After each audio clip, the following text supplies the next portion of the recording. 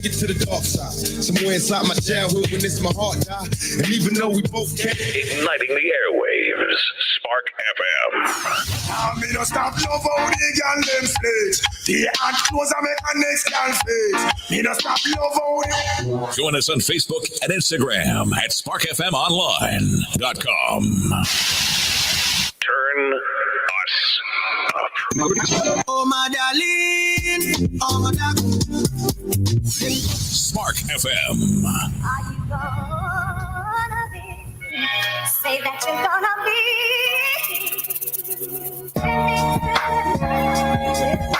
Good morning. You're listening to Saucy and Friends in the morning with Miss Hot Sauce, Miss Tony, and Rockstone Triz. And good morning. It's gonna be. Well. Good morning. What y'all know? Good morning, Spark FM Online. Number one for urban and Caribbean music. It is Monday. It is a brand new day. It is a brand new week.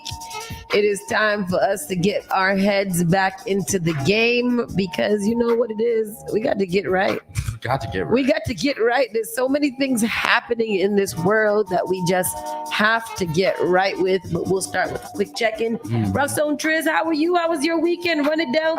What's going on? Oh man, the weekend was weekending. The weekend. There's so much going on this weekend. It was everything. All of the things going on for the rest of the summer. Everything. That's how it goes on from now on. I think August 4th is like the next Sunday, 2 Sundays. That's the only clear day I have on my schedule right now. But August 4th? August 4th. And I feel like there's something there as well. I can't think about it right now, but that date is ringing a bell within my ears. So, I mean, the weekend was very nice. What'd you do? We started Friday, I think I just chilled, played music, went to my people's house, played some music, limed. Saturday, attended Boston Wild Black, had an amazing time. This was my first time. I didn't have to DJ. Oh, yeah. I'm usually booked that day or something. So that day I had off and I made it a point to go out there. Boy, it was hot. It was Saturday. Okay, this is my problem. Like it's hot, right? But it is hot. It was just friggin' hot. So hot outside, and I don't know how to do this. Like it's hot. For real, but I had a great time.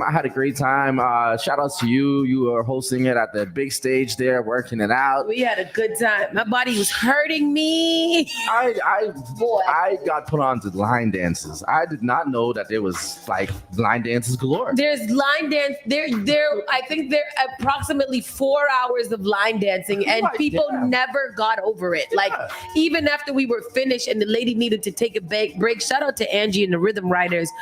When she needed to take a break for food, they was still like, "Can we play cha-cha slide?" Really? Electric. Step in the name of love. The Tamia dance, everything. Everybody wanted to. T-Pain down at the cookout. Down at the cookout. Oh, I didn't even know that one. At the cookout. Down at the cookout. They requested at the cookout at least 62 times that day. I never even heard that song until that day. And I like it. Yeah, absolutely. So we went out there. Shout outs to Boston Wild Black. Shout outs to Sheena for putting that on and crew. You guys did an amazing job. And then yesterday was Sunday. I had to DJ on Lansdowne Street after a Foo Fighters concert. No, but on Saturday you did DJ at the Did I do something? The brunch. Can't forget about that. Shout out to DJ Live, the homie DJ Live. She put me on, called me Sunday morning. On Saturday morning, 9 o'clock, before I went to Boston Wild Black, I DJ'd a drag brunch. And it was interesting. It had to be fun as hell. It was fun. That was the first drag brunch as well, and that was it was very fun. It was very entertaining, to say the least. It was very entertaining. They have a good time. Like one thing is that you go there and you let it all out. So and they had a theme. The theme was Mamma Mia. Mamma Mia. So the music was very the crowd was very entertained. Everybody, played their part. And it was very fun. I had a good time. And then yesterday I wrapped up the weekend DJing on Lansdowne Street at Lansdowne Pub and Bill's Bar. Built with the Foo Fighters. They had a nice show inside Fenway yesterday. So yesterday I did the after party for That was a huge concert, that Foo Fighters concert. I kept hearing about that. Huge. I don't even know. I don't know anything that the Foo Fighters sing, but they seem to be a very big band. I had Foo Fighters in my Serato yesterday and Oh. let that go in the club. What song did they sing? I don't know. I can't you guys. Oh. But I got it. I know the song. You better go. You know, so yeah, my weekend was very nice, and then I chilled with my mother and my sister a little bit over the weekend. It was just chill. And, That's good. What about you, Miss Tony? Quick check-in, quick check. Oh, I had such an eventful weekend. I did so much, I feel like. I don't know what happened Friday. Friday, I got my alien glow-in-the-dark nails. oh, those look dangerous. They're so fun because they glow in the dark and they look like aliens. I love it. They're pointy. Shout out to CC, amazing You call those nail ones? tech. And then what did I do? And they hurt. Are they names for the nails?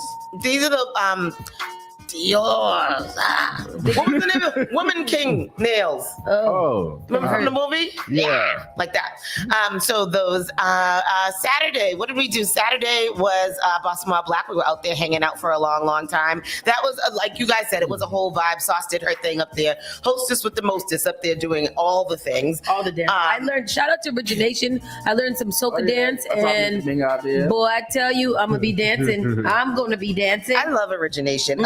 Origination and Boston Rhythm Riders are two groups that I really like whenever they're on the ticket or whatever it's called, because they are very entertaining. And Body by Brandy too. Oh, and Body by Brandy. I gotta tell you, that Angie from Rhythm Riders though, I'd be like, yo, how you She got got so much energy. energy. Of the thousand fire ants. I'm telling you, crazy. I was like, whoa, this is something. And then Saturday night, I went to the family day cookout with the rest of the family out in Randolph, and that was really fun. Lots and lots of really good food. Woo! There's a lot of food. And then Saturday, we went to Roxbury Unity Parade. Unity Day Parade. Hot Sauce was honored and received the plaque. Sarah M. Shaw Award. Yes. What is it? The Sarah M. Shaw Award, the first Black woman broadcaster on TV, on Yes. mainstream TV. I And received that award yesterday. Thank you to Toy and the Roxbury Unity Parade people. Yeah, that was awesome. We left there. We went down to Open Streets and we hung out at Open Streets. Yesterday's Open Streets was the longest open streets in the city of Boston. And ever. That is so long. It started at Jackson Square and went all the way down Center Street to the end to South Street, which is where the fire station is. So that was a really long open streets. We parked about halfway and we made it halfway. We made it all the way down to the end, but we didn't miss the other end. But oh my gosh, what a nice open streets. Mm-hmm. Yeah. So many people out there. It's so, like, I was hearing people, well, not hearing people. Mm-hmm. There was one commenter that said they played us in Roxbury. JP was lit. Yeah. And I do believe that open streets is what you make it. Yeah. And that depends on the participation of both the vendors and the businesses on that street. Mm-hmm. What we saw at JP was different because JP made it poppin'. They had porch bands. Yep. They had DJ. bubbles. I know a lot of that stuff the coordinators put together, like the bubbles and stuff like that. But it was a lot more, I feel like more neighborhood community participation than it was, It is, and it is JP, exactly. Yeah. So like when they're comparing Roxbury to the JP, are the businesses coming out? Are the businesses putting out samples and, like interacting with the people and setting up their storefronts to be inviting and rugs and couches and dog bowls? Exactly, because in JP, the setups that they had made you want to stop there and hang out at each little booth for a little while. Not saying that wasn't so at Roxbury. I had a really good time at Roxbury. Great time at Roxbury. Especially at that little, what's the spot called? Dream Spa. Dream Spa. I mean, that was amazing. And so I don't know. I wouldn't compare the two. I think open streets is open streets. And that's what it is. The one that says JP has been doing it for longer too, and probably I think not every business, but there were a lot of businesses who made their presence known at JP Open Streets yesterday, and shout out to them. Good for them. It was really it was a nice time. It was a really nice time. We didn't even get to go through the whole thing because it was so that much. it was so fast. I don't understand why that's so long. That's my only complaint is because I couldn't get to all of it. It was so long. Yeah, we had to get him with one of those little bikes and was like, please drive us as far as you can drive us because this is far and long. We gotta do better at challenging our people, our folks. Yeah. We met a lot of really interesting people, had some really, really good conversations with just random people stopping on the street. We met a really nice lady. Her name is Willa, and she represents this family's Justice as Healing. It's a new women's prisons, and it's the National Council for Incarcerated and Formerly Incarcerated Women and Girls. Really, really great organization. We're going to look more into that, and hopefully you guys. Women incarceration? Yeah, huh? You said women incarceration? Women incarceration. So they're fighting the incarceration of women and girls. And so we are going to hopefully be able to talk to them soon. And then yesterday was the joining of the Union of the Bannises. So Taylor and Ocean got married yesterday evening in a very, very, very nice, beautiful wedding ceremony out there in Sharon. It was, you know, it was a good time. Who got married? People got married. Taylor and yeah. I didn't know that. So that was last evening, and that was nice. And then yesterday, I was so tired. I was in bed early last night. As I was in bed early Saturday night, I think I went to bed around 11 o'clock on Saturday night, and I was like, "Wow, I'm really getting old." No. I'm really getting old. It is bedtime has to be early. I love bedtime. It is my favorite. And my left knee is not good, and I've only got 2 weeks to get it right. And I don't know how to get it right. Because I was just like, I'm not going to be able to hang. Sahara was putting pictures in from her last Grenada trip. She did a 12-hour party somewhere. I was like, ooh, I saw Danielle's face when I was 12-hour party. Who does that? Yeah. You know, they have those 10 to 10. Oh, no, I don't like those. 10 to 10 Even when I was younger, I tried to do one of them 10 to 10. Take me home. Call the taxi. I want to go home. I never in my whole life want to party for 12 hours straight. I don't want to do it. I'm not there. Janet, when is Hyde Park open streets?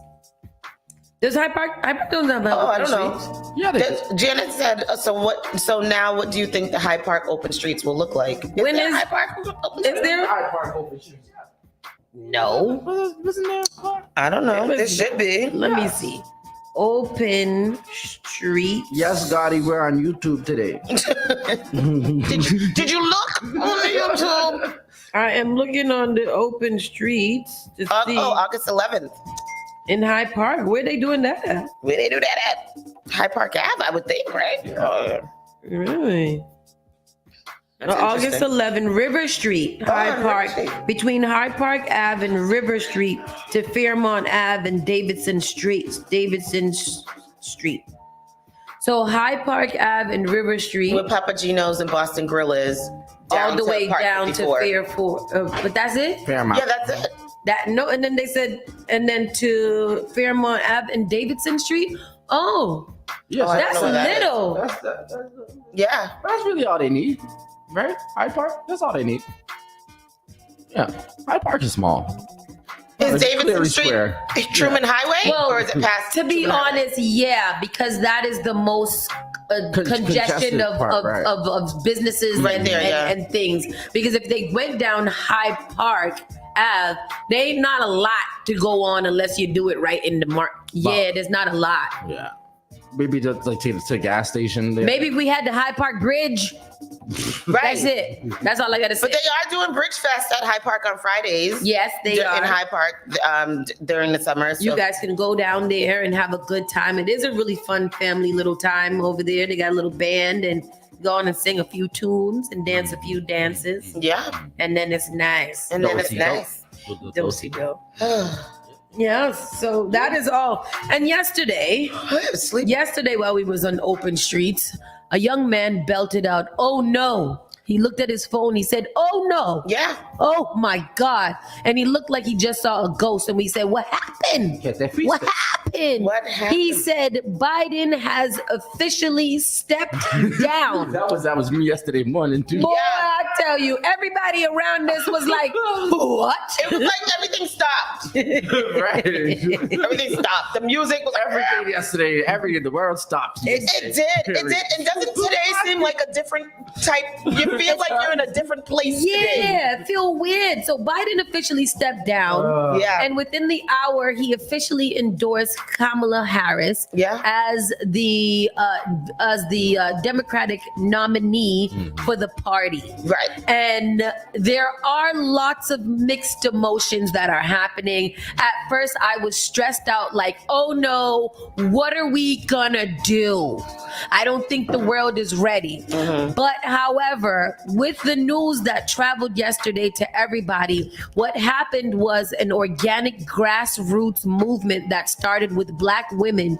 Yesterday, over 44,000 women joined a random ass call to get hyped up and fired up for VP Kamala Harris. Isn't that intention? awesome? It was absolutely great. And if you're one of those people that were able to get on the call, because I tried to get on when they were at like a 3,000 person capacity. Within the hour, they had raised it and they were stuck at 9. Then it kept on raising to 10 and 11 till they got to 44,000 people, women mostly, on a call getting fired up. They had different speakers, different celebrity speakers, different politicians, different community activists on there, just giving facts and information so that we can all be on the same accord. And I want to didn't you say that they had to like get permission from like the They had to had to tap in with the Zoom people in order to open bigger rooms and access to the Zoom in order to accommodate the amount of people. What I don't want to see this is that I am super fired up. I am excited about VP Kamala Harris. I'm excited about the potential about getting a woman as president. I'm excited about getting a Black woman as president. I need you people that need to do the research to get over it. To get over it. We got 2 months. I have a question though. Just because Biden endorses her, does that mean that she will be the candidate? No. Okay. They still have to, the party still has to vote on her. There are still 4 other more candidates. We got Cornel West, we got Kennedy, we got the other Cornel one. West is independent. Independent. Yeah. Oh, so there's, I think, what is the other 3 or 4? But the Kennedy is one of them. And then the RFK, and then there's somebody else. RFK is independent too. Oh, is he? Yeah, RFK. So by default, she might end up just getting the nominee, period. And I think that she's the strongest candidate, so I'm almost certain that she will secure the ticket. But yeah, I saw a lot of, I see a lot of people saying really crazy things like, what has she done? Look it up. She don't even identify as Black. Just Google it and look it up. I need y'all to do basic research. Don't try to get all heavy-handed into it, but do some very basic research and just find a fact sheet of all the things that she has done. She has done a lot of things. If you guys are sitting there trying to compare and contrast Donald R. Trump, or whatever the middle name of that person is, Donald J. Trump and Kamala Harris, you guys have got to get it together, and I mean now. Don't say nothing about she incarcerated so many Black people. She was a goddamn prosecutor. What did y'all want her to do? And it wasn't a whole bunch of innocent random Black boys like Donald Trump, literally, that had nothing to do with the Central Park 5, that wanted to lock up Black babies just because they were Black. They didn't have nothing to do with it. So if y'all gonna sit there and compare and contrast the foolishness that people have done to Black people, make it make sense. And I'm gonna be very, very aggressive with you guys in this foolishness for the next 2 months. I think what's interesting in this is that she used to be a former prosecutor. So who else to go against Trump better than a former prosecutor? Exactly. That's true. Exactly. You know what I mean? Like, who else is Exactly. better? And you know what else I don't see? I don't see people talking about Donald Trump's COVID response during COVID. Y'all seem to skip over the fact that he was the one who killed millions and millions of people by making it seem like COVID was some type of joke. Yep. And y'all keep on overriding that. And I don't understand why. But you just had a video just now of Kamala. I'll stop my rant. Which one? My I angry changed it because that was a Fox video. We ain't gonna play okay. no Fox over here. And I also think, like Danielle said, people want to do their research. But if you're not doing your research, just think about it like this. It's either her or Donald Trump. Mm-hmm. I mean, that's like, it's one of those things that is really not a non-brainer. Like I think my better thing out of this.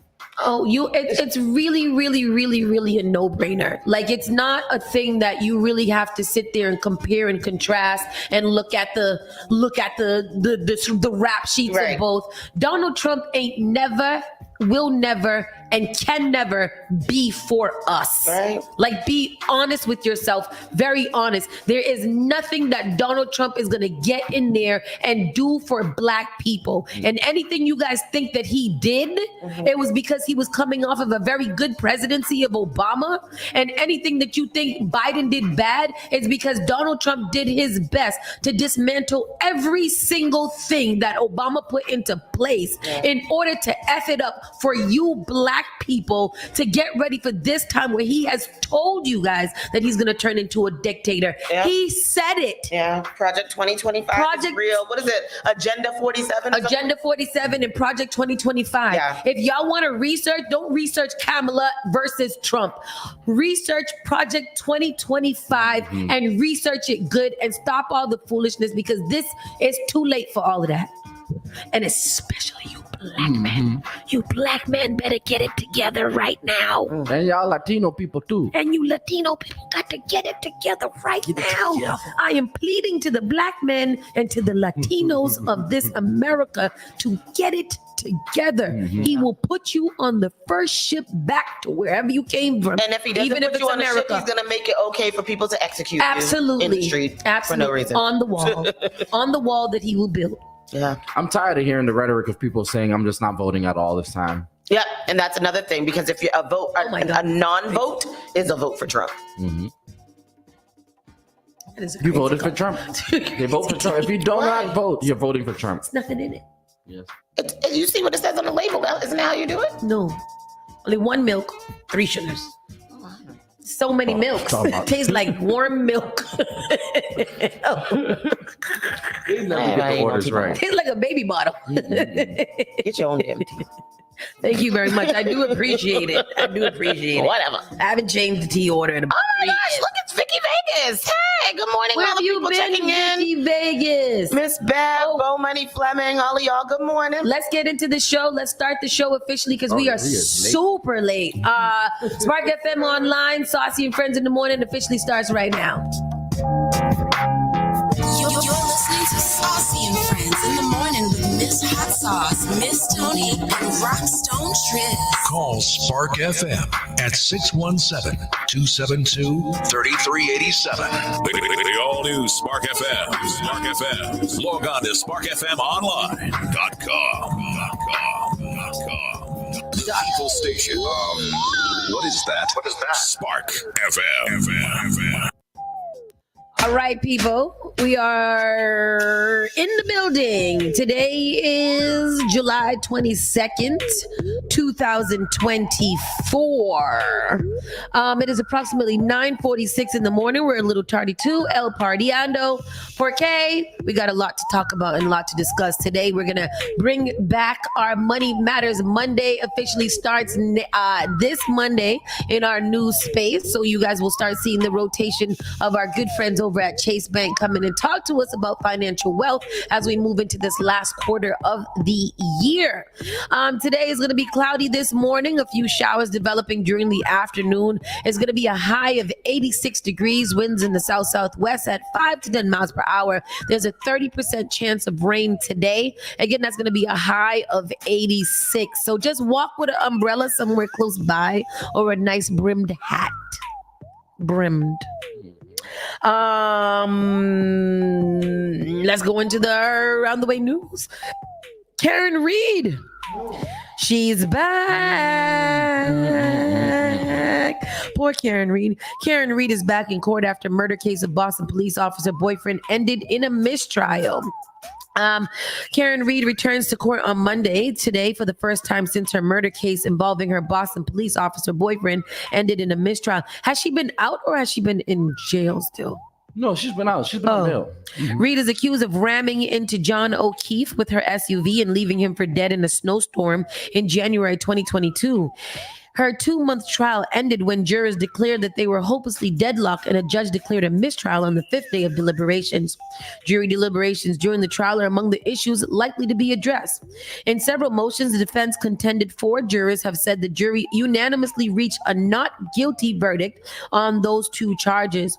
The jurors reported being deadlocked only on the charge of manslaughter while operating a motor vehicle under the influence of alcohol, and trying her again for murder would be unconstitutional double jeopardy, they said.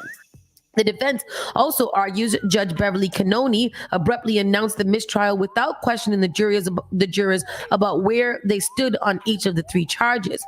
Reed faced and without giving lawyers for either side a chance to comment.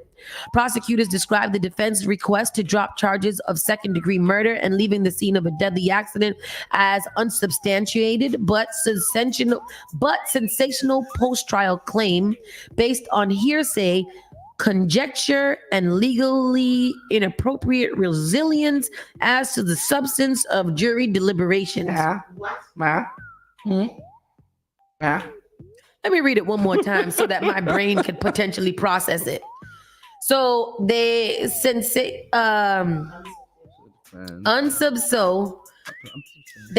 unsubstantiated but sensational post-trial claim based on hearsay, conjuncture, and legally inappropriate reliance or resilience? Reliance as to the substance of. Some of y'all read it. You read it, Tony. Microphone. Just describe the defense request to drop charges of second-degree murder and leaving the scene of a deadly accident. And they said that it is an unsubstantiated but sensational post-trial claim based on hearsay, conjecture, and legal inappropriate reliance as to the substance of jury deliberations. Mm-hmm. So the prosecutors are saying them asking for it to be thrown out is not substantiated, and it's been sensationalized by this post-trial claim that they heard that the jury said that they were unanimous, and that based on hearsay and conjecture and legal inappropriate reliance. So them inappropriately relying on what the jury said during their deliberation. See, you smart girl, because I was like, ¿qué pasó? I'm still trying to figure ¿Dónde? What'd he say? As they push against a retrial, the defense also wants the judge to hold a post-verdict inquiry and question all 12 jurors if necessary to establish the record that they say should have been created before the mistrial was declared. Showing jurors unanimously acquitted the defendant of 2 of the 3 charges against her. After the mistrial, Cannoni ordered the names of the jurors to not be released for 10 days. She extended that order indefinitely Thursday after one of the jurors filed a motion saying they feared for their own and their family safety if the names are made public. The order does not preclude a juror from coming forward and identifying themselves, but so far none have done so. And they not, because they scared. I know. Leave them people alone. Don't contact them for nothing else. They serve their duty. Don't publish their names. Let them go on with their lives. I believe that they should question them, though, on the oath system to see if that was right, that they did unanimously decide, because then that will be double jeopardy if they don't do that. And I was concerned too as why the judge declared mistrial so quickly. Yeah. Like, she didn't give it no thought. She was like, mistrial, bye. Well, because she had sent them back to deliberate again. That was like the Friday. She had sent them back to deliberate again. She was like, I don't think that you've thought about it enough. So she had sent them back. And then on Monday is when the mistrial was But why didn't she question them? And why didn't she give the lawyers, the defense and the prosecutors any type of, thing to say? I thought that was something that you had to do. She definitely needed to ask the to question the jury what charges they were finding her not guilty or guilty on, or whatever which charges was it that they were having the most trouble on, instead of just declaring a mistrial. I mean, how long was that case? It was pretty long, right? 2 months. 2 months. Yeah. My next question is, so when they do find her not guilty for real, are they going to go after the actual killers? Are they going to actually investigate this case? No. Or is it just like she didn't do it, so this man can never have any type of justice at all? So there is a federal investigation on the Canton Police Department right now. That is the only thing that I see that will maybe come out of it. And then during this time, wasn't there a hit and run by like some high-ranking police officer in Canton during this trial too? There was a lady police officer from Canton who had hit and run someone or something like that. So Canton police is going to be under heavy investigation, I'm sure. But I don't know. But I wonder if we're clearly seeing that Massachusetts court system is corrupt, as well as the police.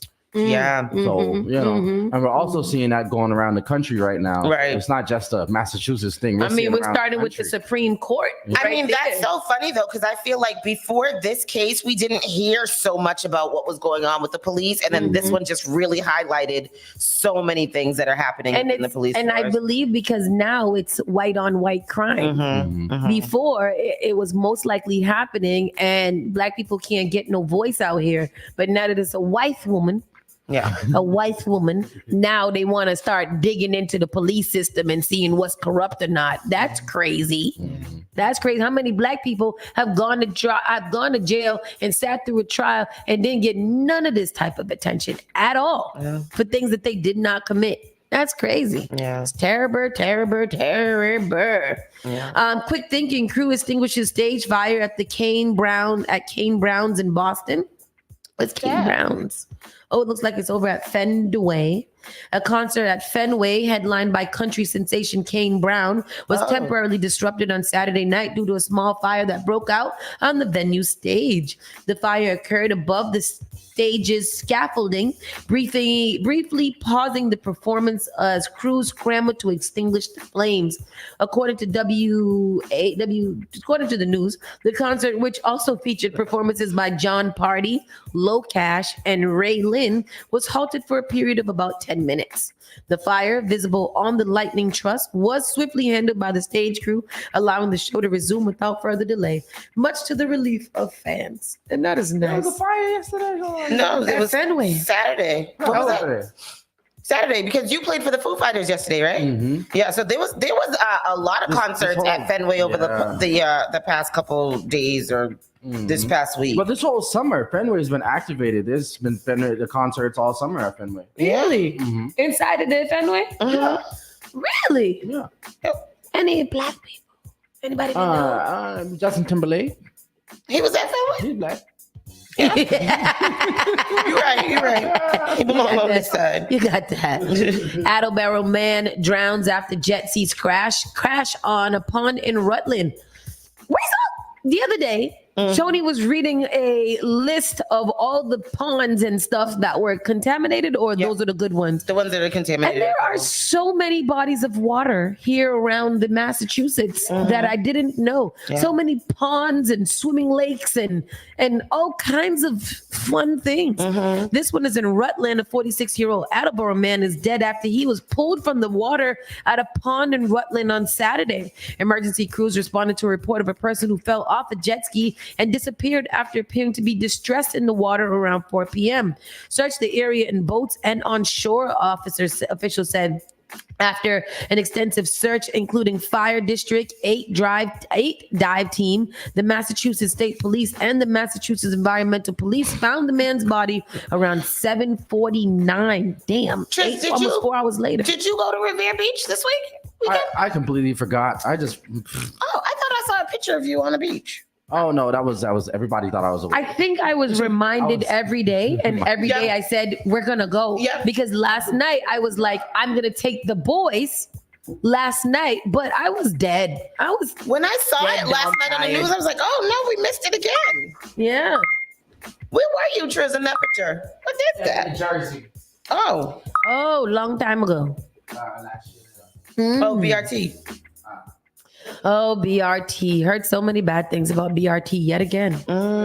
It BRT just can't get right. But They need to stop it. They're not, because people still go. People are still absolutely going there and spending their money to get on the line and complain right after. Worcester police arrest more than 50 people at alleged illegal car show. Oh yeah. How you have an illegal car show? You can't just bring up your car? Ain't that El Punto? The Worcester Police Department arrested 53 people after an illegal car show gathering on Friday. The department said one minor was arrested, they said in a statement. These types of dangerous gatherings put innocent members of our community at risk and will not be tolerated in the city of Worcester, Interim Police Chief Paul Saucy said. The gathering happened in the parking lot of an old Dick's Sporting Goods on Lincoln Street around 9 p.m. Friday, according to the department,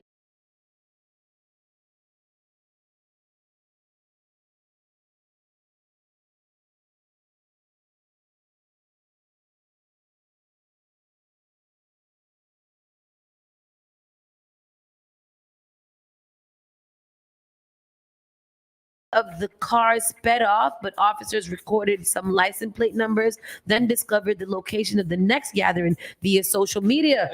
Snapchat, you said, right? Snapchat, yeah. At the secondary location on 330 Southwest Cutoff, officers found more than 30 vehicles gathered behind a building. According to the statement, they arrested 53 people, including one juvenile, the statement said. Since the spring of 2024, impromptu car shows have been held at a number of locations in the city of Worcester. The shows are announced on social media platforms to encourage people to attend. These shows have become increasingly problematic, with officers responding to several dozen incidents of gunshots, property damage, erratic driving, and large disorderly groups. And I'm sorry, I don't mean to call out the name of the group that I said. I just call them all that. Yeah. But I want to know where these people, like, who told you could do that? Just gather. Last night. Can we talk about it though? Last night, yeah. As I was driving home from your house, on the porch of Allen's former wear, and that whole little block right there going to Columbia Road, it was 100 Spanish people with loud music, and they were sitting on Allen's former wear porch, and they were just all on the sidewalk out there with hookah and cheers and everything, just all on the sidewalk. It looked like a carnival. That's what Larry just said. From Blue Hill Ave, from the American Legion to the back of Stashes was crazy. Yes. Okay. So what was that? I'm not trying to yuck nobody's yum and relate that how y'all want to. But I don't understand how that's okay. Yes. It's disturbing the peace. It's disorderly conduct. It's loud and ridiculous. It's at all hours of the night. Yes, because that was after 11 p.m. Yeah. And I was like, what is this? How do they get to do that? So what happens is after a certain time and after a certain amount of people, the police just don't shut it down because they figure if they shut it down, it's going to cause more commotion. Yeah. And it's going to be just dangerous. It's going to be reckless. So what? Because what happens is they just move. So last night I heard the music in Mattapan because I live on the hill. I live on Wellington Hill. I can hear anything that's from like basically like Stashes area, Franklin Field. I can hear all of that on my way. And we heard the music going to like 3 a.m. Yeah. Going, and it was hard going to like 3. It sounded like how it was like COVID time. Like, I honestly have confusion around disorder, loud ordinances. Yeah. I could understand the gathering maybe if you guys are just with one little speaker and you're talking, that's still annoying because that many people outside. But these are large, loud speakers that you can hear miles and miles away. So imagine it being in front of, we know Allen's former people. We know the actual owners of that place. Imagine living there and most likely calling the police, and you can't even get these people off your damn porch. Right, because that's what I was thinking. Like, why are y'all on them people's porch? Get off of them people's porch. Get off of them people's porch. But let me see if I can find the they was just gathered. It's I don't know. I don't know what we're gonna do. I don't know if the police and them care, or I was talking to somebody and they were like, they feel like as long as they know where they are. This is it. I'm showing her. Oh wow, this is their Snapchat. Punto City. That's their Snapchat. As long as you. Oh wow, that was them. Wow. Oh my God. So they have a Snapchat, and that's where everybody usually communicates at. Everybody. They said on social media. Angela Cullen said, I live in Conman Square, busy side street, and no speakers shake my room.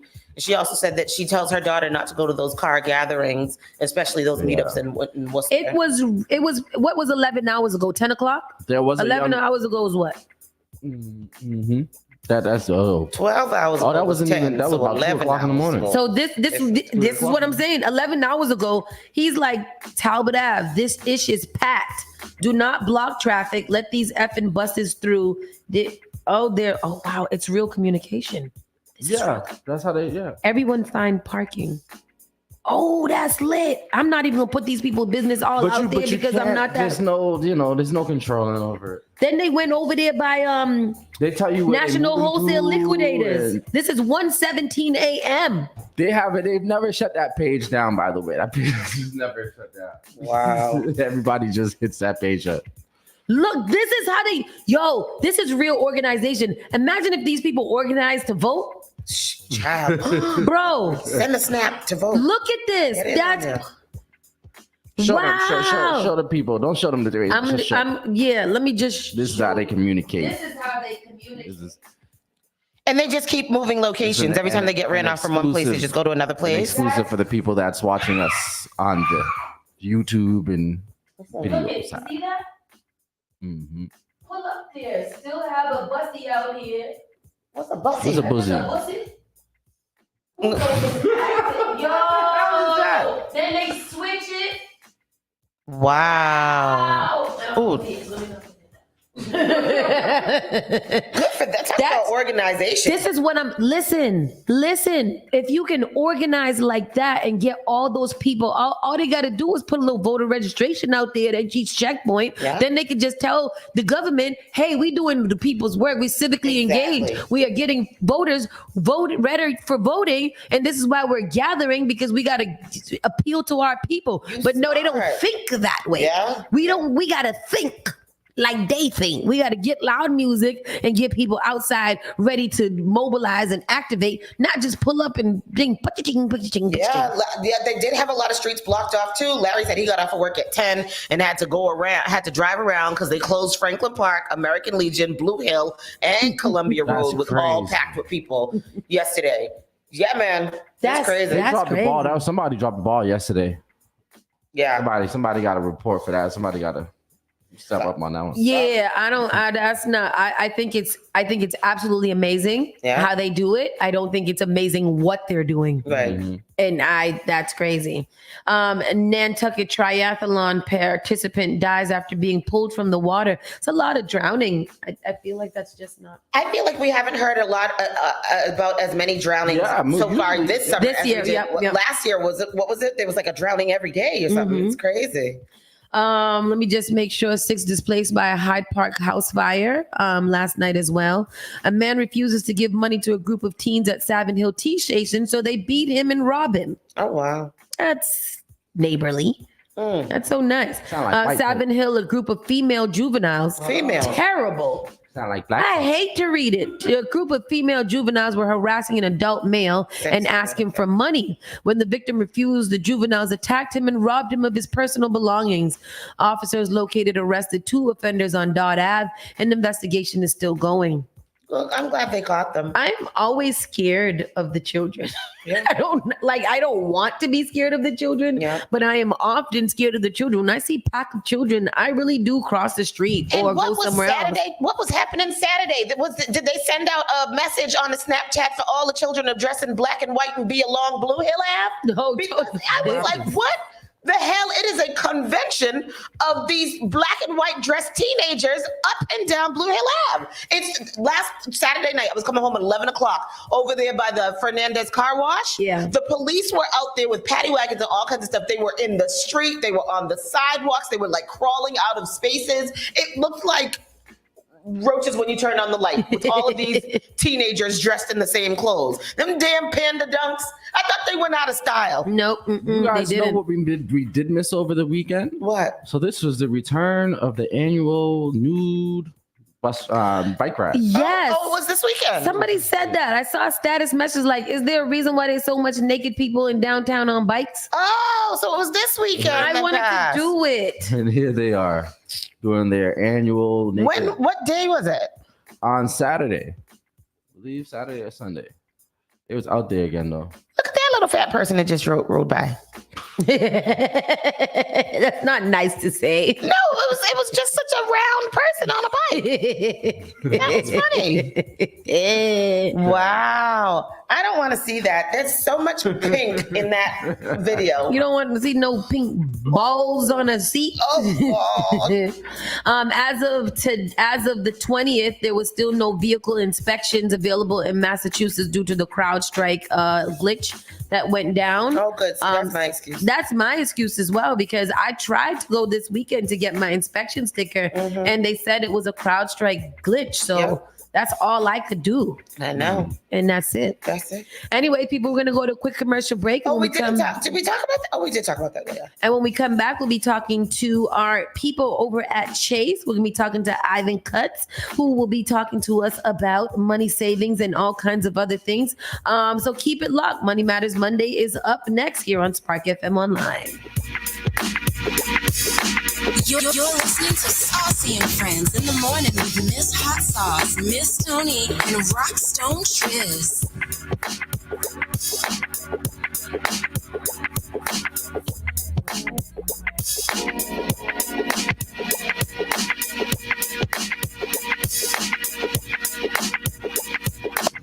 You are enjoying the miracle of radio. Radio.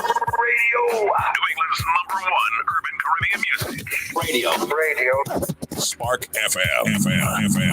JP Morgan Chase is making a global commitment to break down barriers to drive inclusive economic growth all over the world. We believe there is a pressing need to help more people move up the economic ladder. That is why we are investing in communities and people to create an economy that works for all, because no community should be left behind. Right here in Boston, we're focusing that work in Dorchester, Roxbury, and Mattapan, among other neighborhoods, on improving financial health. These efforts aim to address the key drivers of the racial wealth divide head on. We're here to empower individuals, families, and small businesses by connecting them to the tools that build generational wealth and a long-lasting legacy. Chase is investing in Boston. Chase is investing in you.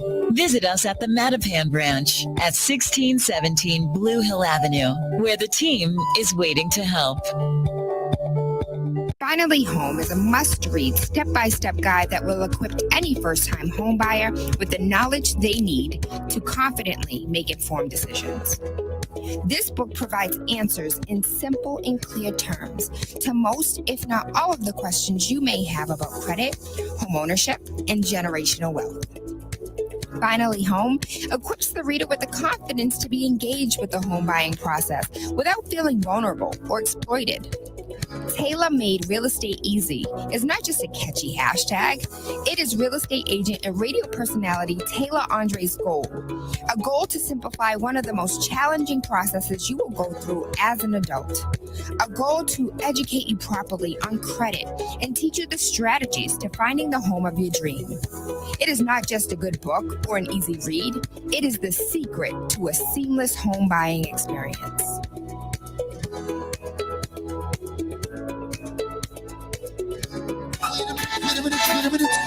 Oh, you say to the word now. What's when you do this? Get ready, New England. Friday, January 31st. We've got a real treat for all you reggae lovers out there. Get ready to sway to the smooth sounds of the one and only Mr. Beres Hammond. That's right. The reggae legend himself is bringing his Forever Giving Thanks tour to the Chevalier Theater. From classic tunes like Putting Up Resistance, Rockaway, to newer hits like I Feel Good. Beres Hammond's music has a way of bringing people together and spreading positivity. Mark your calendars, folks. Friday, July 31st at the Chevalier Theater, showtime 7 p.m. Beres Hammond Forever Giving Thanks tour is coming to town. Get your tickets, www.chevaliertheater.com. Stay tuned to sparkfmonline.com for more updates and your chance to win tickets to see the legend Beres Hammond in action. Falling in love all over again. How could I ever doubt that you were my friend? Spark FM. Easy boy, make me dance. Daddy, oh, make me dance. Igniting the airwaves. Spark FM.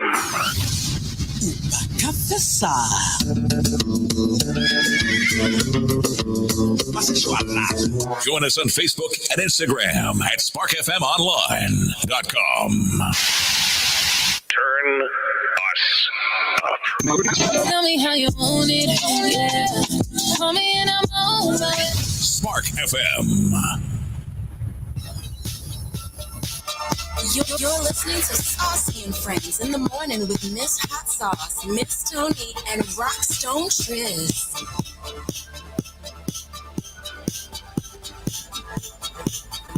Spark FM online, number one for urban and Caribbean music. We are back in the building and it's time for Money Matters Monday.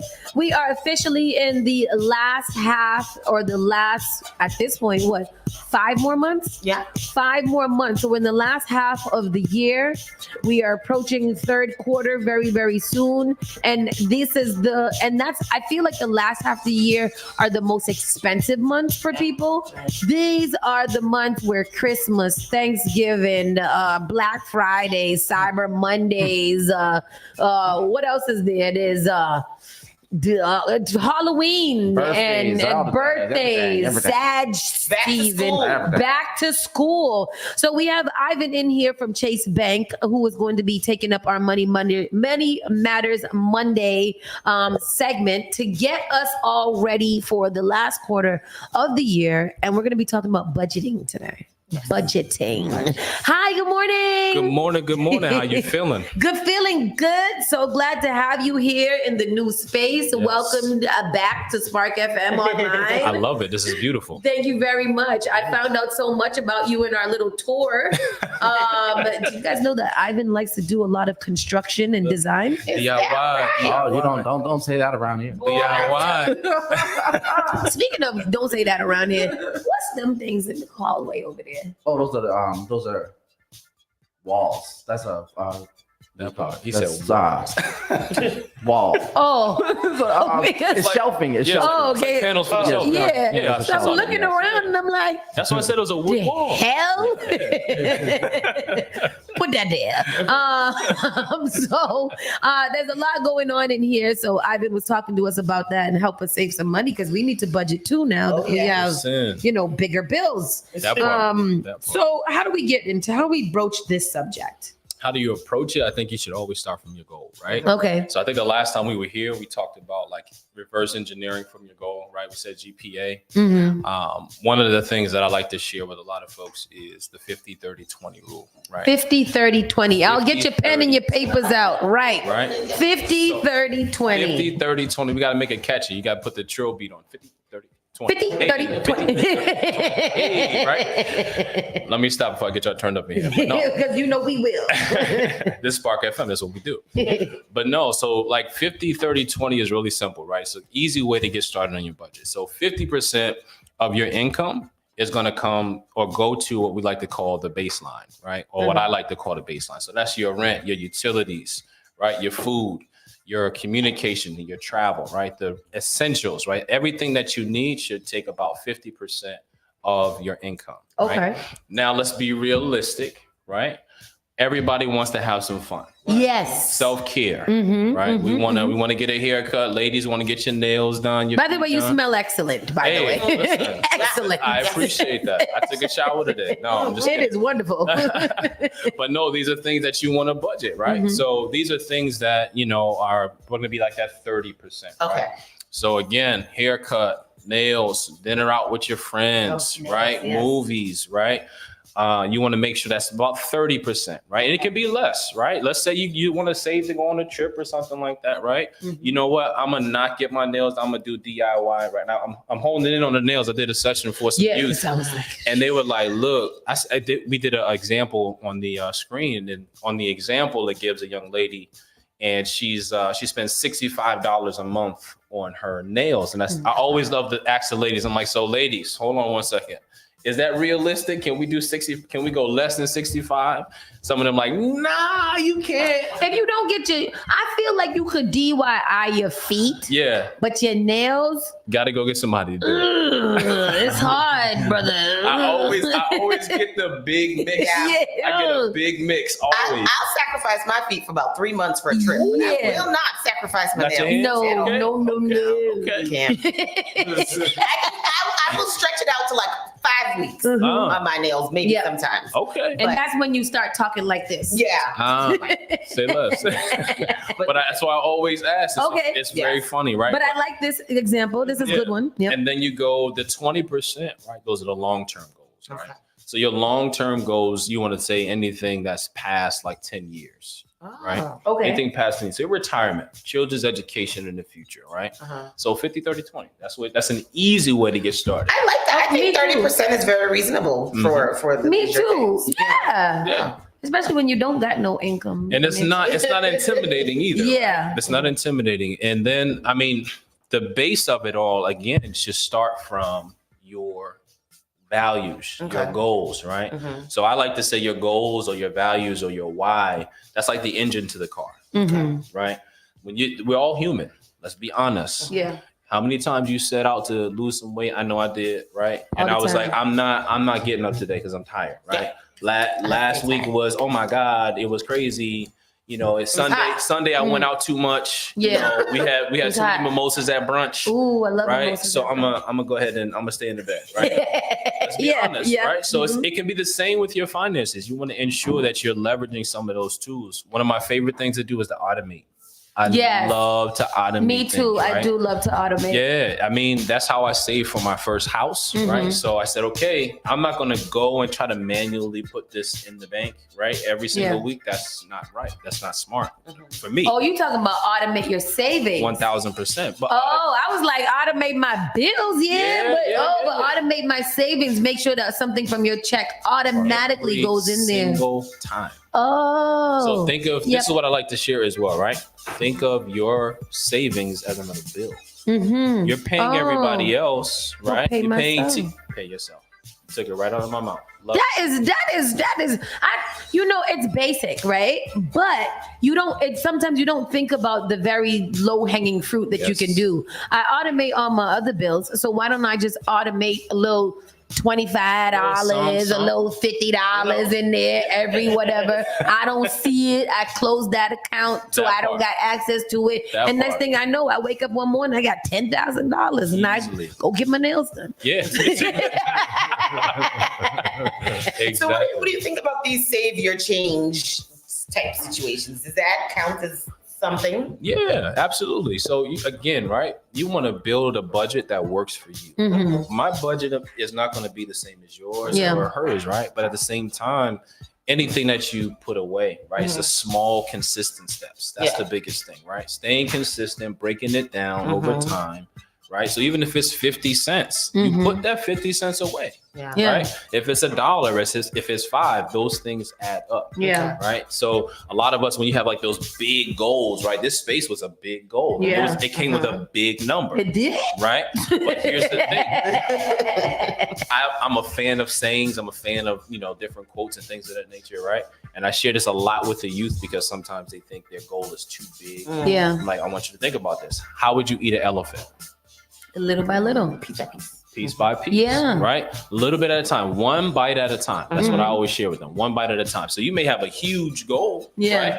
It's huge. This space was huge, right? It's beautiful, by the way. It's coming home. I love it. Love the vision. I can see the vision here, right? But even with the construction of the space, you're building out different spaces. Did you do it all at once? Nope. No, you're doing it a portion. Just got floors, right? Exactly. So it's the same thing with your finances. So again, if your goal is to save, $28,000 for a down payment for a house, right?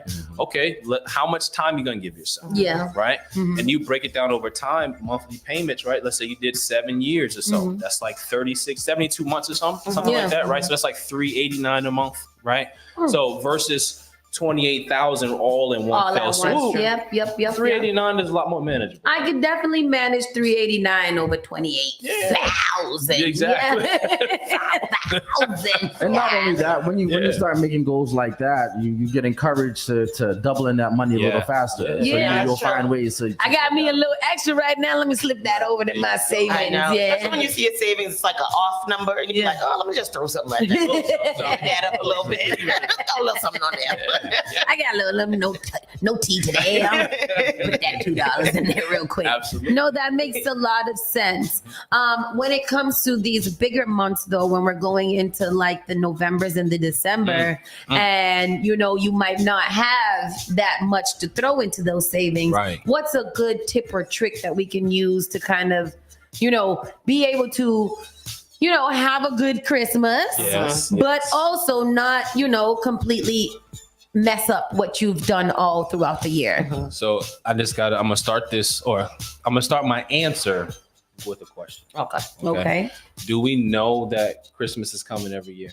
We do. We know Thanksgiving is coming every year. Okay, cool. So it's the same time, around the same time every year? Okay. So how about we start at the beginning of the year, or maybe from Christmas of this year, and start putting a little bit aside, right? Give yourself that part, right? So again, we want to have a big or a good Christmas. Yeah. Let's call that the elephant, right? We said one bite at a time. Okay. How about we save a little something every single month, right? So there's a lot of banks that offer like Christmas Club, right? Very true. Do they still do that? There's some institutions that do that. Yeah. So and then you save like a little bit each month to put into your Christmas Club fund, and you get it like the 2 weeks before, at the end of November or something like that. So those things are good. But and they always say that you should set up different savings for different things, right? Yes. Exactly. Is that budgeting? Yes, exactly what it is. Okay. That's exactly what it is. So why not make Christmas a line item? Why not make Thanksgiving a line item, right? You could even automate that too. Put a little $5 in your automation for the Christmas account. That part. Look at me learning things, boy. I'm about to automate my whole check. I don't got it one. It's gonna be automated. Yeah, $5 every day. Yeah, everything get $5 every day, every week. Or whenever.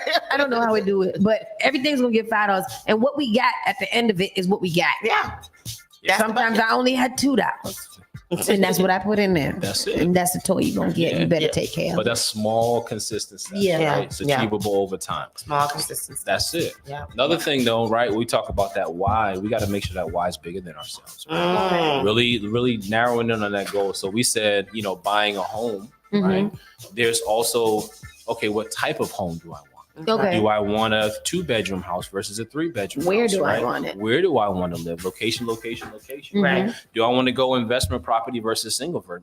Right. So you want to really narrow in on your goals, because that helps you to reverse engineer that plan. I love that. Yeah. So you have to be very, very specific. You guys heard of SMART goals, right? Yep. Yeah. So you want to leverage that acronym. I leverage it all the time, right? What explain to those who don't know what a SMART For goal sure. is? So it's specific, measurable, achievable, relevant, and time bound, right? One more time for the people in the back. For sure. Specific, measurable, achievable, relevant, and time bound. Yeah. So that applies to your finances as well, right? So if you think about it, we gave the house example, right? Okay, cool. So I want a house. That's a very broad goal, right? Okay, where do you want to live? I want a house in Brockton. Okay, let's go deeper. Right? What's your needs? Right? What's the why behind the house? I want to have a house where everybody that lives with me has a space for themselves, right? So a bedroom for themselves, no one sharing, and a yard, right? I feel like I can get that in Brockton. I feel like I can get that in, someplace outside the city, because you ain't getting no yard. Attleboro. I'm just saying, right? So again, right? So okay, we're getting a little bit more niche down on that goal, right? Okay, cool. So I say, you know what? I want a 3-bedroom house, right? So I want a space for me, I want a space for baby girl, and I want a space for a guest if they decide to come, right? Okay, cool. Where do you want to live? I want to live, you said Attleboro. I want to live in Attleboro. I can get more bang for my buck. So I got a yard too, right? Okay, cool. What do you want the house to look like? How many square footage, right? All of those things are going to help you get more specific, and then it's going to ultimately get you to that number, right? If you want a 3,000 square foot house versus a 1,500 square foot house, there's a drastic difference. Once you have that number, right, and that why behind it, which is family in that example, now you can say, okay, It's definitely measurable because we measured down everything that we need. We got to that number. It's achievable, right? Because we're going to set a time because we have the number. Is it relevant? Yes, it's relevant. It's a house for my family. God damn it. The time piece is what's flexible though, right? So let's say if you did the math, you got to save $300,000 or whatever. I mean, not $300,000, $28,000 if we did an example, right? Yeah. And we said we gave ourselves 7 years and 389 was the number. Sometimes 389 might be a lot. Push the time out. That number gets smaller. You understand what I'm saying? But again, the point of it all is use that to get niched onto the goal, right? Put that why behind it. Make sure it's bigger than yourself. And then last but not least, right? You gotta give yourself some grace. Right? We're all human here, right? We're all going through a lot. And you feel it, right? I felt That's life, right? Yeah. And it's gonna sometimes things are gonna happen. Sometimes things are gonna happen, but it's okay. Small consistent steps over time. Right. Sometimes you may have a bad spending month. It happens. It happened when I was saving for my house. Right? Damn it. But you can get back on track. Yeah, you don't have to get off your goal. Definitely. So sometimes that time can be a little bit flexible. Okay. Right? Yeah, for sure. So SMART goals: specific, measurable, achievable, relevant, and time bound. Boom. And that can be set for anything, any goal that we have, whether it's money related or not. So I like that. I'm gonna keep that. I know, I need to start applying the things that I be learning. That's the problem. Give yourself grace. Yeah, give yourself grace. Yes. Give yourself some grace. Yes. Absolutely. Okay, so all right. So we're setting our SMART goals. We're gonna follow the 5-30-20 rule, which is the baseline is 50. 30 is entertainment, pretty much food and fun things. And then the 20 is our long-term goals. And this is the percentage of your income that you should be giving to these certain things. Check you out. I be taking my notes. I need to go back to the school because I take good notes. That's all I did good in school anyway, to take good notes. My notes used to be beautiful and precise, and they follow a damn thing on it. Boy, I tell you, a damn one. So this is great. This is a great way for us to actually start to get our mind right, thinking about the end of the year. Because like we said, we've been using the example of the most expenses come out there, most likely Christmas and those Cyber Mondays and Fridays and all kinds of stuff. I think that in August, our tax-free weekend is coming up again too. So there's a lot of savings that you have to do, and it can be for anything, a trip, Christmas, Thanksgiving, all of the things. And we're excited about this. For sure. You know what else is coming up in August? Your birthday. No, we got a back to school event. Oh yes. We are backing to school. We're excited about that. Where's it gonna be? It's gonna be at the Mattapan Community Center. Okay. Yes, at 1617 Blue Hill Ave. Love it. Yes, right in the neighborhood. So we're going to be outside. Spark FM will be in the building. Yes. Love to see you at the Holistic Health event. That was a good event. Well, I still got my bag of goodies in the car that I just keep in the car because I was like, you never know when you need all of these things in here, boy. Absolutely. They gave away a lot of stuff. You could find out a lot of resources, get your blood pressure taken, all kinds of great things. Chase is always doing it for the community. So we want you guys to pay attention. Go down there and just talk to people. There's a friendly bunch. There's a friendly bunch of people. You can go in there. You don't even have to want nothing. They're gonna come talk to you and give you a lollipop. That part.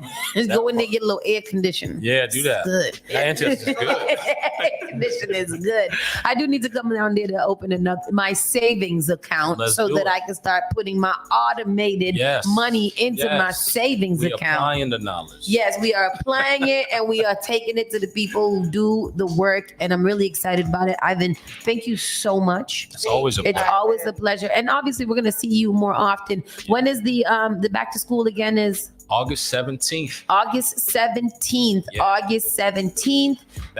We are going to, that's the day we get back. That's the day before we get back. We are shutting down the parking lot. We're going to have some activities outside for the youth, but inside we're going to be having a 529 planning session for the parents. Good. Yeah. And then I got a little surprise at the end. What's 529? 529 is a savings account for college. For the youth. Yeah. Okay. What time is the event?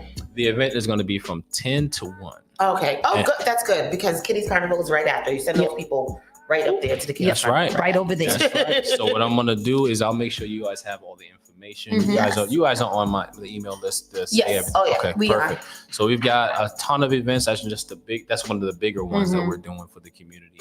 And I'll make sure that you guys know everything. Absolutely. Excited about this. We're going to open 529 accounts for our children. As a 529 account, if they don't want to go to college, can it be? I'm going to let my man Jeff Forbes is coming to see y'all next month. Okay. All right. He is our community private client advisor. That is true. Yes. So he's everything investments. So he's going to pull up on you guys and share some investing knowledge with you all. Every Monday, every third Monday of the month is Money Matters Monday, where we talk to you guys about different things that can help your financial health. Yes. And as brought to you by Chase Bank. So Ivan, again, thank you so much for joining us. We'll see you very, very soon next month in August for the back to school situation. And we're outside in the building doing the thing. Doing that thing. We're going to go straight to commercial break. We'll be right back in a few seconds. Keep it locked right here, Spark FM Online. You're listening to Saucy and Friends in the morning with Miss Hot Sauce, Miss Tony, and Rockstone Tris. Full station. What is that? Spark FM. JP Morgan Chase is making a global commitment to break down barriers to drive inclusive economic growth all over the world. We believe there is a pressing need to help more people move up the economic ladder.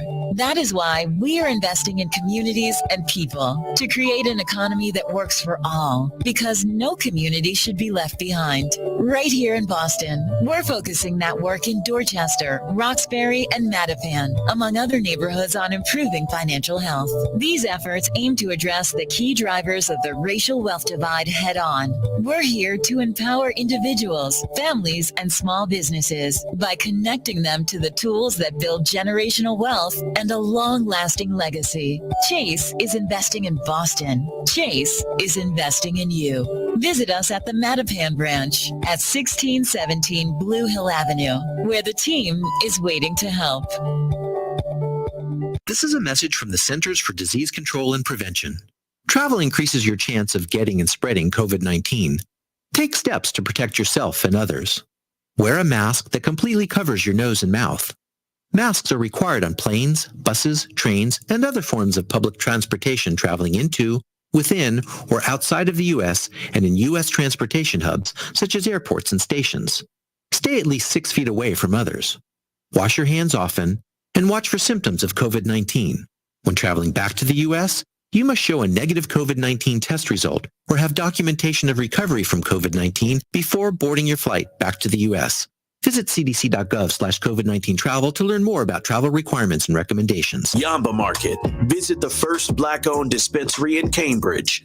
Yamba Market's mission is to participate authentically in building a socially restorative adult cannabis market in Massachusetts and beyond. Their commitment to the Yamba family is to provide an inclusive and exemplary experience focused on a broad selection of unique strains, quality products, and customer journey. Open from 11 a.m. to 11 p.m. every day. 580 Mass Avenue, Central Square, Cambridge, Massachusetts. Registration at yambamarket.com. Spark FM. Easy boy, make me dance. Daddy, oh, make me dance. Lighting the airwaves. Spark FM.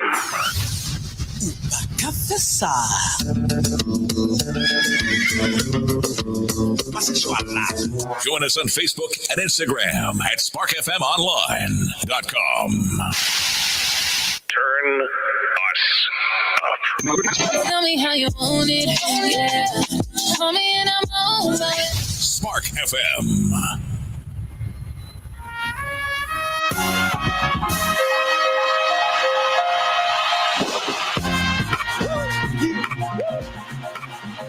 Can I get an encore? Do you want more? This thing down the one down, down. What the hell are you waiting for? I don't know the rest of it. It's time to get on our national and world news. We're going to wait for Miss Tony to retrieve her seat and get into it. I's here. What you got for us, girl? Well, we already know what's going on. Biden dropped out of the race and endorses Harris. She raised almost $50 million. That was yesterday, so we don't even know. It's probably well over that by today. And so, that's all the news. That's all that was on the news yesterday. $50 million? $50 million, yeah. And it was the largest donation day for any political candidate ever. Yeah. Kamala Harris' new presidential campaign has raised nearly $50 million since President Biden endorsed her. That was yesterday afternoon. As Danielle said, that call last night, I'm sure, was very, very impactful. I saw things about that call all over the place. Social media. Yeah. So people were, people are on it. People are really, really, really getting into this. Black women especially are fired the F up. Oh, yeah. Like ready to go. And if you guys know anything about the history of Black women in this country, you know that when they stand behind something, they flip states, they flip electoral collegiate votes, they do all of the things. So get riled up, people. It's a good time. We got 2 months. We got about 102 days, I think they said it was. Yeah. And did she announce her campaign? This article from USA Today says that she announced her campaign. Oh, she did? Yeah. Oh, Last night, too, she just pretty much said that she was having a great time serving as vice president, and now she's appreciative of the endorsement, and she will do whatever she needs to do to make sure that she seals the deal. Oh, okay. So Act Blue, I guess is the name of the organization. They raised, let me put this right in here. They raised the nearly $50,000 for her campaign last night, Act Blue. This has been the biggest fundraising day of the 2024 cycle, said Act Blue, a nonprofit fundraising platform, in a tweet. 7 hours after President Joe Biden announced he would drop from the presidential race and endorse Harris, the nonprofit raised $46.7 million. The number includes the total number donated to the nonprofit, not just to Harris's campaign. Excitement permeated the comments in the tweet announcing how much money was raised. Dems got a jolt of rejuvenation today, said one ex-user. It's what we've been waiting for. First thing I did when I stopped crying was to donate to Harris, someone else said. Why is Harris running? So on Sunday, just before 2 p.m., Biden announced he would drop out of the 2024 presidential campaign and endorse Harris. This is the first time in 56 years that a standing president chose not to run for re-election. The last time it happened was in 1968 when President Lyndon Johnson announced he would not run for a second term amid controversy surrounding a growing political divide, the Vietnam War, and failing approval ratings. What is Act Blue? So Act Blue is a nonprofit fundraising platform that focuses on receiving donations from grassroots supporters and raises money for Democratic candidates and progressive organizations and nonprofits. According to its website, since 2004, it has raised $14 billion. Wow. This morning in one of my female sneaker groups, there was a post encouraging people to not buy sneakers until after the election, and a lot of women were on board with that, not buy sneakers and to donate. To this. A lot of women were on board, but there was quite a few that gave a lot of pushback as well. Mm-hmm. But somebody was just like, what's wrong with y'all? Yeah. Like this, look what's going on here. Like, be for real, grow up. So I think that's what's going on. There's going to be a lot of efforts within the Black community to get this voting done and get this voting done right. I also saw somebody yesterday say she doesn't have a chance. We know nothing about her. And I was just like, whose fault is that? Yeah. Whose fault that you don't know anything about the vice president? Yeah. Have you done anything? Yeah. Like, I just don't believe, like, we didn't know nothing about Obama. I didn't know nothing about Obama. I know that he was a senator, and I found out after he had pledged that he was going to run for the presidency. But I didn't know anything about him. But I do know that I do know that a dry leaf floating in the atmosphere is more electable than Donald Trump. Yeah. I do know that roaches that are living in a hoarder's facility should be given the vote prior to Donald Trump. Yeah. So when a very overqualified, super educated, super regular human being, a morally incompetent person is now running for the presidency of the president of the United States of America, I think you guys need to take heed, because our only other option is a person who literally probably just doesn't even bathe. I saw a comment that said bathe. Joe Biden could have been on hospice care and I would have voted for him before Donald Trump. He could have been a vegetable. Yes. And I would have voted for him. He didn't have no brain function. And I would vote for him. Boy, I tell you, he's gonna be voted, he's gonna be written in. I'm gonna vote and write. I'm gonna circle it and write his name in. Just so they know it's real. The CDC warns of a listeria outbreak linked to deli meats that has left 28 people people sick and 2 people dead. There was a couple of comments sorry. Just now that let me see. He's inspirational and he is inspirational. Who is that was Jenna says, can we talk about the Obama has yet to endorse Auntie? The Obamas they were the first person to endorse her. Oh, really? Yeah. Oh, I kept on seeing all day that they hadn't. No, right after Biden did, Obama, Michelle, and the Clintons endorsed her immediately after with a full statement. Did you hear these rumors that Obama could be her running mate? I don't think, can he? No, because he's already served his term. Yeah. Janet says exactly. Biden had the vote, maybe not the confidence, but definitely the vote. If we win, what will the GOP say now? We thought 1-6 was bad. Yeah, exactly. Yeah. Absolutely right. Dem convicted. convicted.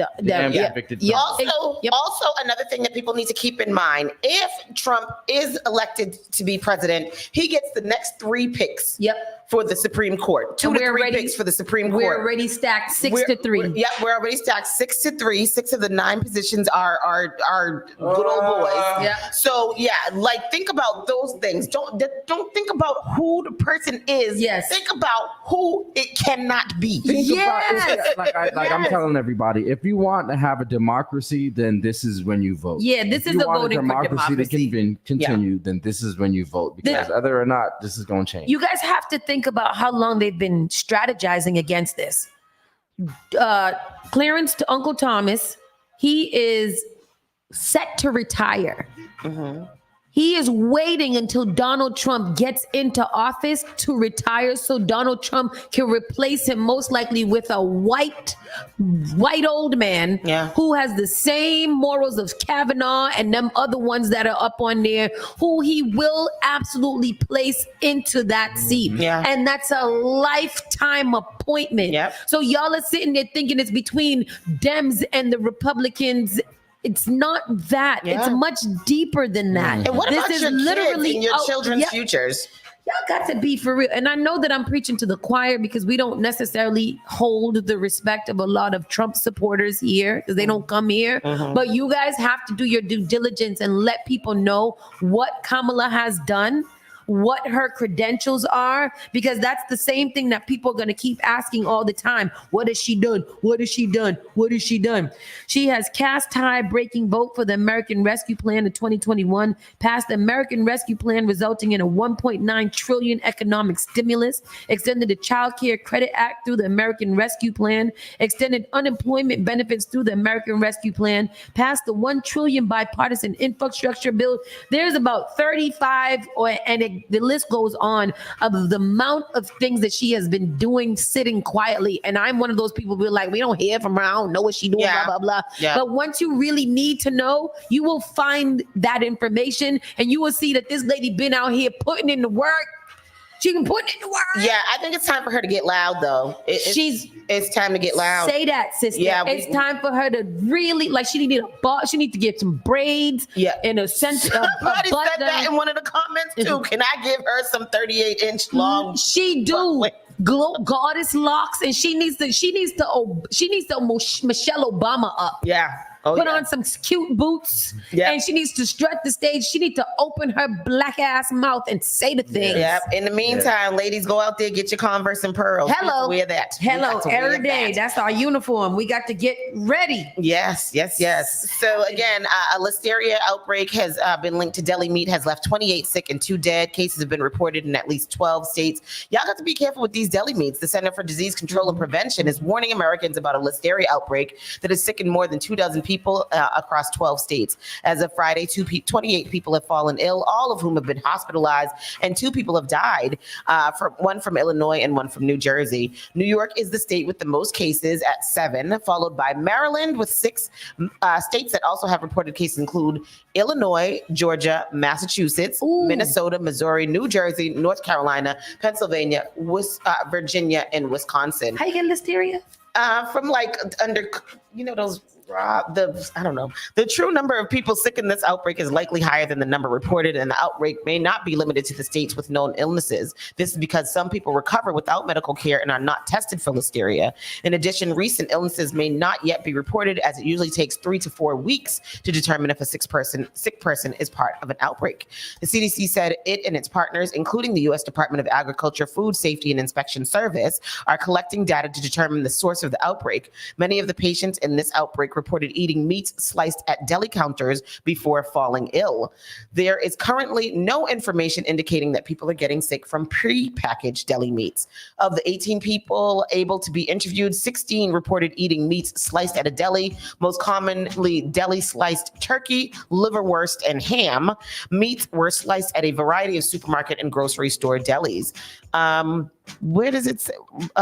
When people eat food contaminated with the bacterium Listeria monocytogenes, it can cause a serious infection known as listeriosis. This can progress to listeriosis. It can progress to invasive listeriosis when the bacteria spread beyond the gut to other parts of the bodies. Symptoms of severe illness usually begin 1 to 4 weeks after eating the contaminated food, but can start as early as the same day or as late as 70 days later. That's crazy. That's nasty. That is just really, really nasty. They always tell pregnant women, I remember that when we were, pregnant, we have to heat up. Remember, we had to heat up our deli meats. You couldn't eat no soft cheeses and all of that because of the listeria. I started eating a little after that. Yeah, those who are not pregnant are likely to experience symptoms such as fever, headache, muscle aches, fatigue, stiff neck, confusion, or loss of balance. Those who are pregnant are likely to experience just a fever and flu-like symptoms. I remember when I was pregnant with Noah, I went to a deli and I was ordering like probably a steak and cheese or something because I was scared for everything. And there was this lady in there and she was like, I'm getting a turkey sandwich. She was big pregnant. She was like, I'm getting a turkey sandwich because that's all I can hold down. I was like, all right. Sometimes that's what you gotta do. Yeah, the CDC recommends those at higher risk of listeriosis to avoid eating meat sliced at deli counters unless heated to an internal temperature of 165 degrees. The agency also recommends calling your healthcare provider if you have symptoms of listeriosis and recently ate meat sliced at a deli counter. I don't want no hot-ass cold cut stuff. Me either. Especially in this heat, I need it to be cool and refreshing meal. Exactly. I don't want no warm turkey sandwich or warm Italian sub. Don't want it. I don't want that. That sounds awful.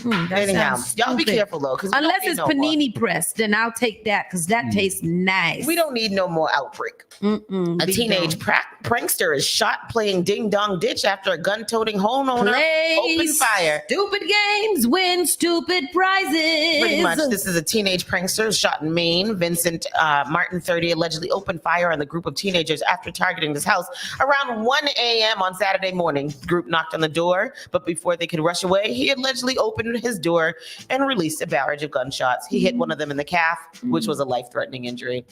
Then this very, very sad story that I encountered on social media. This the one who killed him? Yeah. A 12-year-old girl is accused of smothering her 8-year-old cousin over an iPhone. A security camera recorded the killing inside the bedroom they shared on July 15th in Humboldt, Tennessee, the county prosecutor said. A 12-year-old girl from Tennessee has been charged with murder and accused of smothering her 8-year-old younger cousin as the girl slept. A relative said they had been arguing while she was over sleeping? an iPhone. Yeah, she smothered her while she was sleeping. A security camera recorded the killing. The recording shows the older child using bedding to suffocate her cousin as the younger girl slept in the top bunk. After the child died, the juvenile cleaned up the victim and repositioned her body. What do you mean cleaned up and repositioned? What does that mean, though? What do they mean by that? I don't know what they mean by that. A relative told the news in Memphis that the girl had been arguing over an iPhone after coming from out of town to stay with their grandmother. The girl was charged with first-degree murder and tampering with evidence after authorities obtained the video on Wednesday. I consider this to be one of the most disturbing, violent acts committed by either adult or juvenile that my office has prosecuted. He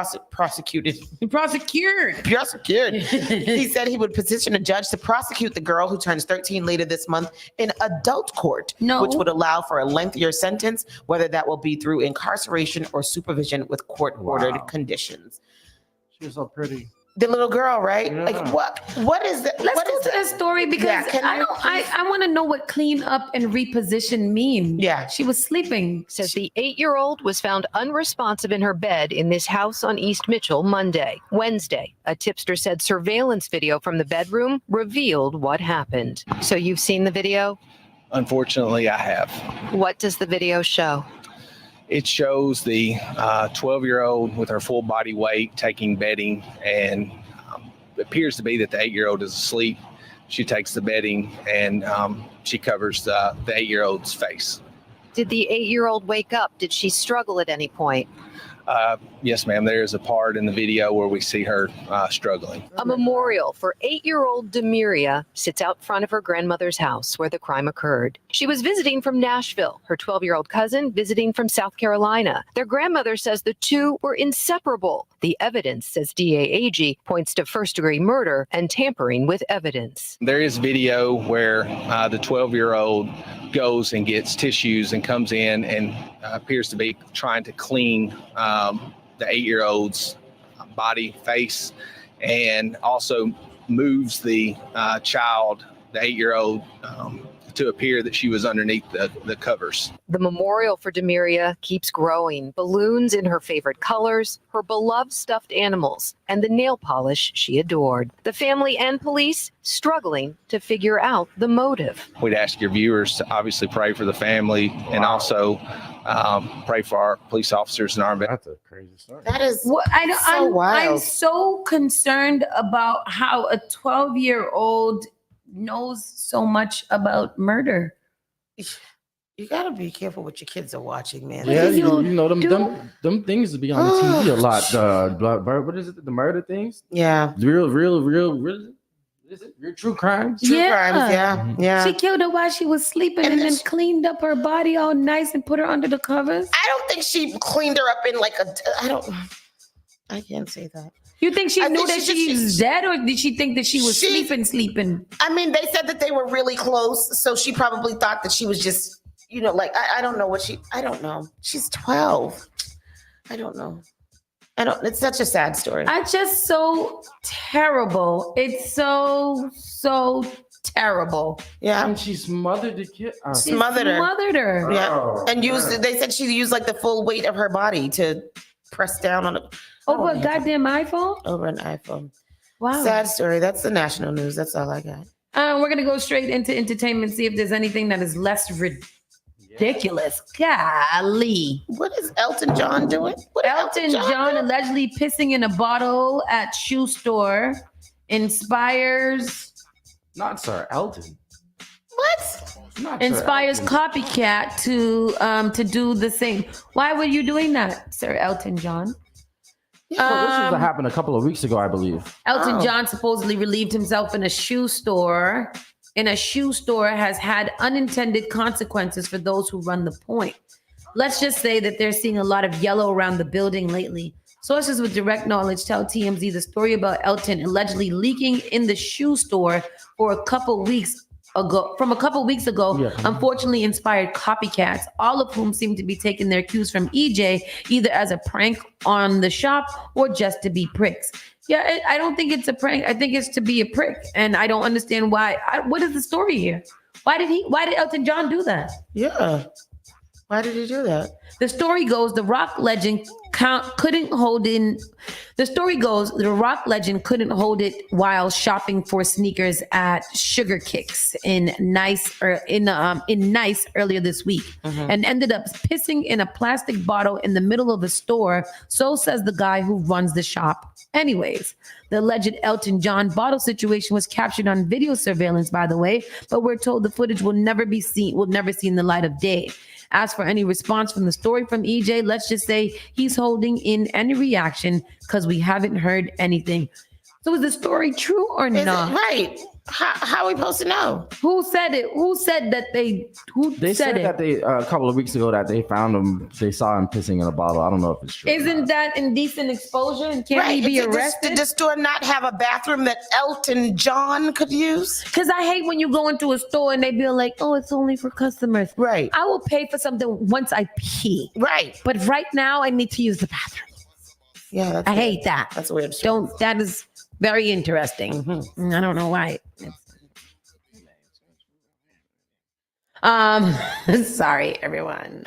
John Kingston and mother formally indicted on fraud charges. So we heard about this last month, right? Oh, yeah. That they got arrested for doing all kind of fraud and not paying for the things that they cars and stuff. And not paying for the things that they say that they were supposed to be paying for. And that's crazy. Yeah. And that's crazy when you and your mama is out here being ghetto and not doing whatever you're supposed to be doing. Random. Me and Sauce saw a lady stealing one of the carts from a supermarket on Friday. And she got... Oh, yes. she got away for a little while until the man went up to her and was just like, "Get off the cart, lady." And she cussed him out, told him she was going to call the police on him. And then she finally gave it up and he just rode back slowly to the store with the cart. That's the story. That is the story. Because that was crazy. She was really wilding out because she stole the people's electric cart. Yeah. She stole it, rode all the way down the street. The man had to scoot it all the way back to the store because you're not supposed to go into the people's store stealing their electric carts. That is not okay. Yeah, and then you can't be strong and wrong and sit there and cuss the man out because he had to come confiscate the thing. He can't let you have it. And then where was she gonna charge it? You ain't got the charger for it. What you doing, lady? Anyhow, she's gonna write on Amazon, buy her a stolen electric scooter charger. OT Genesis called out by his baby mama Malika Hag. Is it Hag or Hag? With the cool. Oh, is that who that is? Yeah. You got to cut it. Oh, that's the same person? Get out of here. O2 Genesis has gotten a shady reaction from actress Malika Hark, with whom he shares a 4-year-old son, after the rapper opened up about his co-parenting experience. On Saturday, Hark took to Instagram stories where she shared a screenshot of a U.S. Weekly story featuring a photo of herself, OT, and their son Ace. The headline read, "Inside OT Genesis co-parenting relationship with Malika Hark." And the former reality TV star captioned the post, "The fake-ish irks me." A few hours later, she reposted a video of Sierra's now infamous laugh in response to being asked about her own co-parenting relationship with Future in a recent interview. Wait, she got a baby by Future and OT Genesis? Wow, that's nice. Oh no, she posted a video of Sierra's interview laughing. It wasn't because she has the baby with Future, not Malika. Oh, okay. He said, "Both of my kids' mothers are amazing. They're great mothers." He said, "Obviously, you're going to have your differences, but I wouldn't trade it for anything. They're amazing with my children. When I'm there, when I'm not there, they're always there with the kids, and that's dope." The Cut It rapper kept the same energy after catching wind of the ex's social media post, but hinted at another reason she might not be too happy.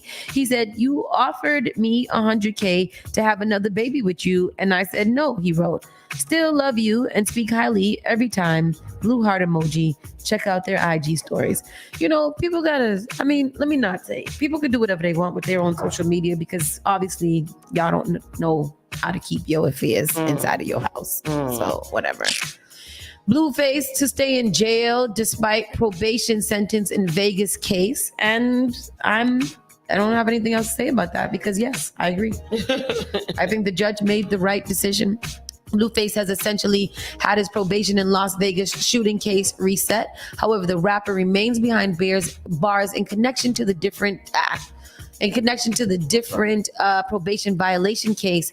According to Vegas NBC affiliate 8 News Now, Clark County District Court Judge Kathleen Delaney, who back in February issued a bench warrant for his arrest for violating his probation in the same case, has now suspended the 2 to 5 year sentence the rapper was facing. Suspended it for what? Blueface don't need to be out of jail. That's what our producer said. Social media has been so peaceful since Blueface. It has been. Blueface has been locked up. I don't miss him. I don't miss him at all. I'm not sure why we need him out of jail. All he has done is proven that he is not worthy of staying out of jail. But then you black Avengers are gonna come and you want to keep a black man in jail. He's got a son. Not black He Avengers. don't got no damn son. Oh, he's in jail because he was he handed down a suspended 2 to 5 year sentence for the rapper's role in the October 2023 shooting on the Las Vegas Strip. That's so crazy. Blueface got 2 songs and he's so famous. Yeah. Crazy. And that's all we got for today. He got Soak City too. Soak City. Left, right. Let me see you do it. Oh yeah, that's a good one. I like that song. Yep. Lotto said that she would battle Ice Spice like the Drake Kendrick beef, but she's not sure that Ice Spice wants the smoke. That was the shadiest part. She was like, I don't even know if she would even want that. Yeah, Lotto and Ice Spice. She shouldn't want that. We don't want that. They said they've been trading small disses with one another on tracks for months. And what about a full-blown contribution to the 2024 rap wars look like?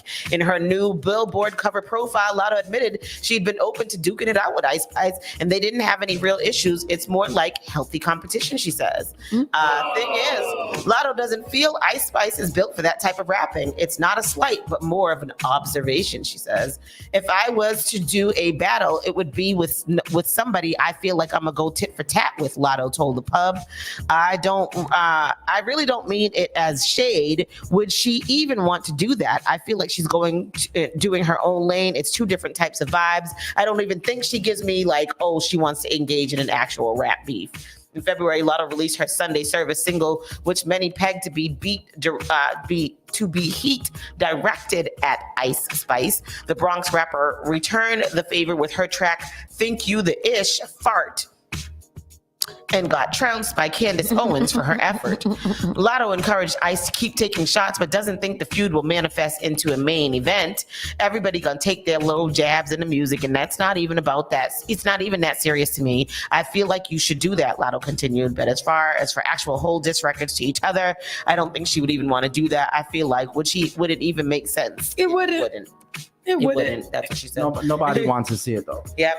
Yeah, because both of y'all sit down. Ain't that the thing that everybody's doing right now, though? Everybody's doing these rap beefs. That's what 2024 has been about. I blame Cat Williams. Cat Williams started this whole foolishness with everybody, and now nobody can't relax themselves. Yeah. And then last but not least, Brittany and Sherelle welcomed their first child together. Who? Brittany Griner. Oh, the baby came. She announced the birth of her and Sherelle Griner's baby boy in an interview in CBS Sports. We Need to Talk. In an interview, Brittany shared that her son was born on July 8th, weighing 7 pounds and 8 ounces. Brittany and Sherelle haven't released any photos of their baby yet, but the NBA player expressed her excitement about becoming a pop. The W. She wants to be the Pops. She need to be an NBA. She said expressed her excitement about becoming a Pops in her CBS interview. Yeah. Brittany Griner's a man. That's my man. He's amazing. I don't know much, but I know that woman got that woman. She did. She 100% is that child's baby daddy. Yeah. And that has nothing to do. That is no shade. No. But she want to be called Pops. That lady is a man. And y'all need to respect her for that. Okay? That lady was born a man. I believe she was born. That man was born a lady, and that's not right. That is when science messed up on that one. She is a handsome, quite statuesque. Yes. Papa. Yeah. Papa Bear. I agree. All right. It's she. I respect her. Me as well. Griner. Griner. She's grind them all right. We'll see you guys bright and early tomorrow morning. Keep it locked. Bobby Steels is up next here on Spark FM Online. #1 for urban and Caribbean music. We'll see you soon. Broadcasting live worldwide. This is Spark FM.